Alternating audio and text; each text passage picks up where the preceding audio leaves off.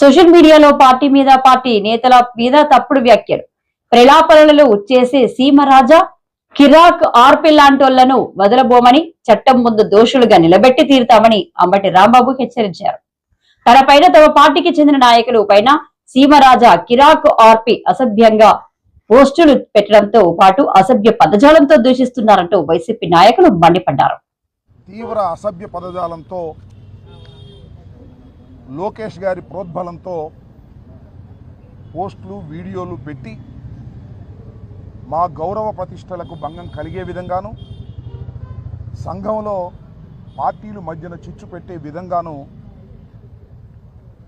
గత కొంతకాలంగా ఐటీడీపీ ఆధ్వర్యంలో జరుగుతున్నటువంటి సోషల్ మీడియాలో అరాచకాన్ని అడ్డుకునేందుకు ఒక ఉద్యమ రూపంలో వైఎస్ఆర్ కాంగ్రెస్ పార్టీ తరఫున మేము పనిచేస్తున్నామని ఈ సందర్భంగా చెప్పదలుచుకున్నాను.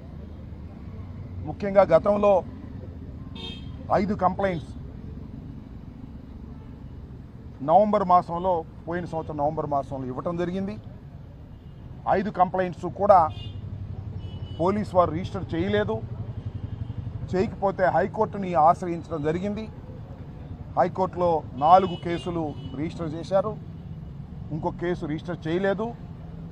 అది కూడా ఇంకా హైకోర్టులో పెండింగ్లో ఉంది.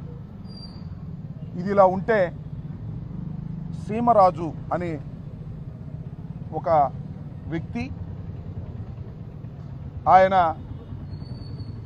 ఒక వీడియోలు చేసి తన ఐడిలో వైఎస్ఆర్ కాంగ్రెస్ పార్టీని, జగన్మోహన్ రెడ్డి గారిని, వైఎస్ఆర్ కాంగ్రెస్ పార్టీ నాయకుల్ని, నన్ను అనేక రకాలుగా దుర్భాషలాడి విద్వేషాలు రెచ్చగొడుతూ అనేక పోస్టింగ్లు, అనేక వీడియోలు చేస్తున్నటువంటి విషయం చాలామందికి తెలుసు.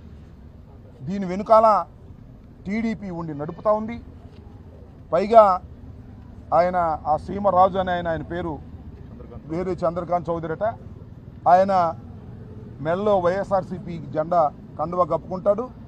వైఎస్ఆర్సీపీ అంతర్జాతీయ జనరల్ సెక్రటరీ అని చెప్పి మోసం చేసి, చీట్ చేసి ప్రజలను నమ్మించేందుకు ప్రయత్నం చేస్తూ ఉన్నాడు.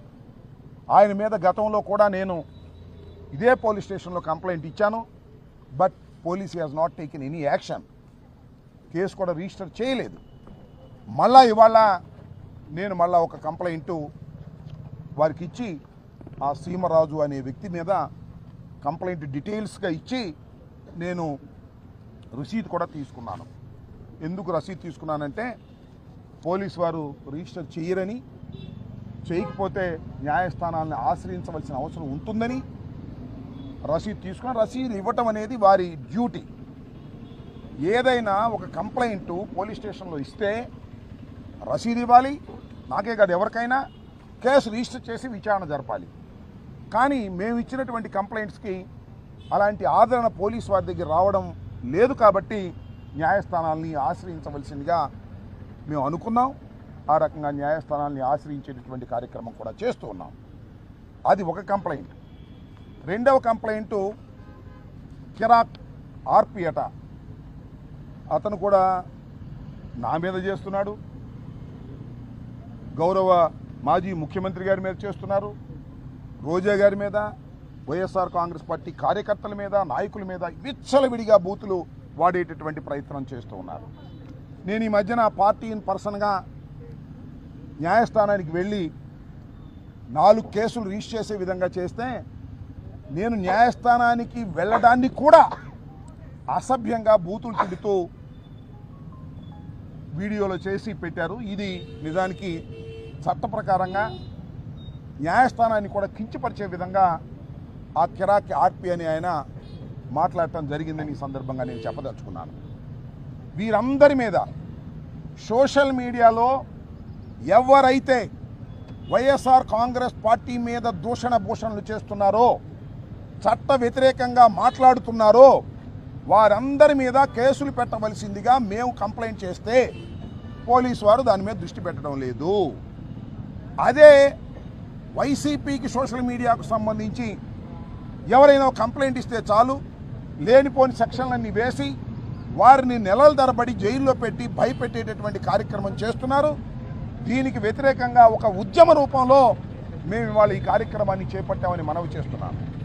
ఆ గౌరవనీయులైనటువంటి సీమరాజు గారు కానీ లేదా ఆ గౌరవనీయులైన కిరాక్ ఆర్పి గారు కానివ్వండి, వాళ్ళు చట్ట వ్యతిరేకంగా వ్యవహరిస్తున్నారు సోషల్ మీడియాలో.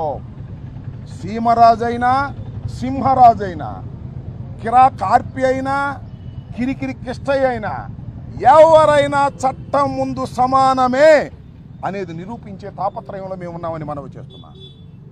దీన్ని మళ్ళా ఇవాళ రిజిస్టర్ చేయకపోతే మళ్ళా సూపరింటెండెంట్ ఆఫ్ పోలీస్కి మళ్ళా సంప్రదిస్తాం. అవసరమైతే హైకోర్టుకు వెళ్తాం. హైకోర్టులో కూడా వారి మీద కేసులు రిజిస్టర్ చేసి చట్ట ప్రకారంగా వారిని అరెస్ట్ చేసేంత వరకు మా న్యాయ పోరాటం సాగుతుందని ఈ సందర్భంగా నేను చెప్పదలుచుకున్నాను. ఇప్పటికైనా పోలీసు వారికి మనవి చేస్తున్నాను, దీనిలో కంటెంట్ ఉంది. ఈ కంటెంట్ ప్రకారం మీరు రిజిస్టర్ చేయకోకుండా తప్పుకుంటే మిమ్మల్ని రిజిస్టర్ చేసే